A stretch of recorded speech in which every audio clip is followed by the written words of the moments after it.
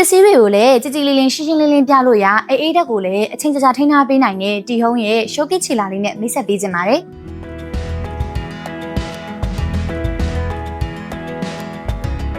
တီဟုံးရဲ့ showcase THEDS 600C ကိုတော့ convenience store supermarket minimart စားတောက်ဆိုင်လက်ဖက်ရည်ဆိုင်နဲ့အေးဆိုင်တွေမှာအဓိကအသုံးပြုလို့ရနိုင်ပါတယ်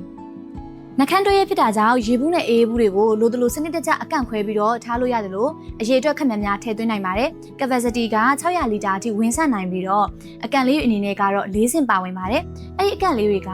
adjustable ဖြစ်တာကြောင့်အမြင့်ကိုလိုတလို့ပစ္စည်းပေါ်မူတည်ပြီးတော့အချိန်ညှိပေးနိုင်ပါတယ်။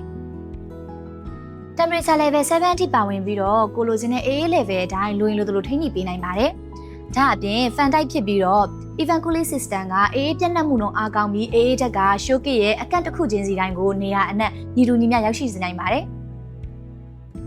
တကားရဲ့ဖန်သားပြင်ကနှစ်ထပ်ဆိုတော့အပြင်ပူချိန်ကိုကာကွယ်ပေးပြီးတော့အေးတက်ကိုလည်းလုံးဝရောက်ကျစေခြင်းမရှိဘဲနဲ့ကောင်းကောင်းထိန်းသိမ်းထားပေးနိုင်ပါတယ်။ဒါအပြင်ဖန်သားပြင်နှစ်ထပ်ကအစွန်းထင်းတွေကိုလည်းတော်ရုံဝင်ဖြစ်စေနိုင်ပဲနဲ့ထိခိုက်ပုံးပဲမှုတွေကိုအတိုင်းအတာတစ်ခုထိခံနိုင်ရရှိပါတယ်။